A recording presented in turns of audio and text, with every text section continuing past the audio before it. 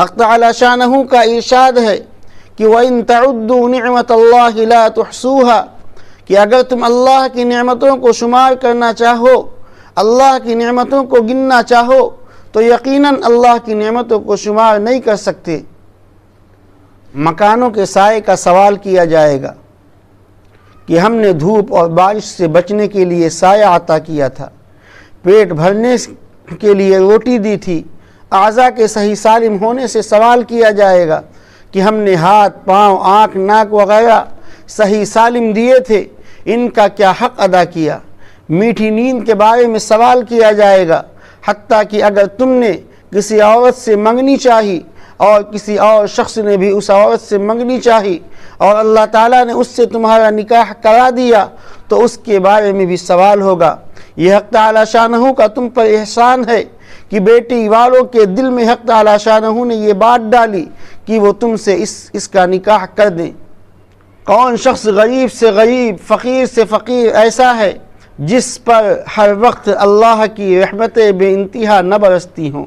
ایک صحت اور اعضاء کی تندرستی ہی ایسی ہے، اس سے بڑھ کر ہر وقت سانس کا آتے اور جاتے رہنا یہ ایک ایسی نعمت ہے جو ہر وقت ہر زندہ انسان کو، شہر کے رہنے والے کو، دیہات کے رہنے والے کو، امیر کو، غریب کو، ہر انسان کو یہ نعمت میسر ہے۔ جب یہ سورت نازل ہوئی تو بعض صحابہ کرام رضوان اللہ علیہم اجمعین نے عرض کیا، یا رسول اللہ، کون سی نعمتوں کے بارے میں ہم سے سوال ہوگا؟ جو کی روٹی وہ بھی آدھی ملتی ہے، پیٹ بھر کر نہیں ملتی۔ اللہ تعالیٰ نے وحی بھیجی کہ اے محمد صلی اللہ علیہ وسلم، آپ اپنے صحابہ سے فرما دیں، کیا تم جوتا نہیں پہنتے؟ کیا تم ٹھنڈا پانی نہیں پیتے؟ یہ بھی تو اللہ کی نعمتوں میں سے ایک نعمت ہے۔ ایک مرتبہ سخت دھوپ میں دوپہر کے وقت سیدنا صدیق اکبر رضی اللہ عنہ مسجد نبوی میں تشریف لائے۔ حضرت عمر رضی اللہ عنہ کو خبر ہوئی، وہ بھی اپنے گھر سے تشریف لائے۔ حضرت ابو بکر سے پوچھا کہ اے ابو بکر، اس وقت کیسے آنا ہوا؟ انہوں نے فرمایا کہ بھوک کی شدت نے مجبور کر دیا۔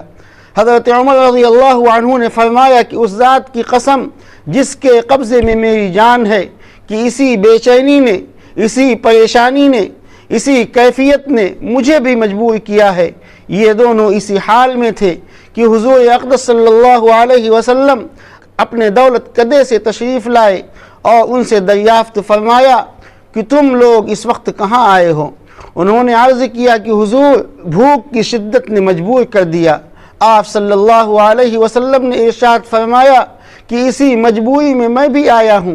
یہ تینوں حضرات اٹھ کر حضرت ابو ایوب انصاری رضی اللہ عنہ کے مکان پر تشریف لے گئے۔ وہ خود موجود نہیں تھے، ان کی اہلیہ نے خوشی کا اظہار کیا۔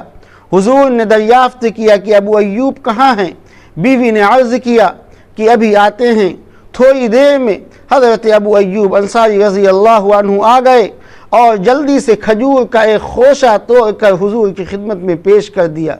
اس میں کچھ کھجوریں کچی بھی تھیں، کچھ کھجوریں پکی بھی تھیں۔ آپ صلی اللہ علیہ وسلم نے ارشاد فرمایا کہ کچی کھجوریں کیوں لے آئے؟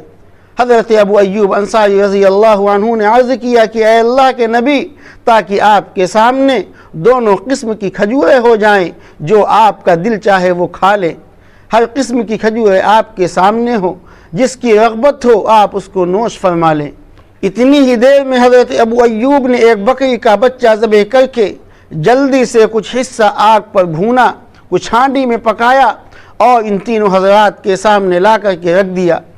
حضور نے تھوڑا سا گوشت ایک روٹی میں لپیٹ کر حضرت ابو ایوب انصاری کو دیا کہ اے ابو ایوب، یہ فاطمہ کو دے آؤ، اس نے بھی کئی دنوں سے ایسی کوئی چیز نہیں کھائی۔ وہ جلدی سے دے آئے۔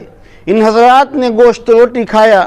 اس کے بعد حضور اقدس صلی اللہ علیہ وسلم نے ارشاد فرمایا کہ گوشت اور روٹی، کچی اور پکی کھجوریں، یہ فرماتے ہوئے حضور کی آنکھوں میں آنسو آ گئے اور ارشاد فرمایا کہ یہی وہ نعمتیں ہیں جن سے قیامت کے دن سوال ہوگا۔ صحابہ کو یہ سن کر بڑا شاق ہوا، بڑی سخت دشواری ہوئی کہ ایسی بھوک کی حالت میں یہ چیزیں بھی باس پرس کے قابل ہیں۔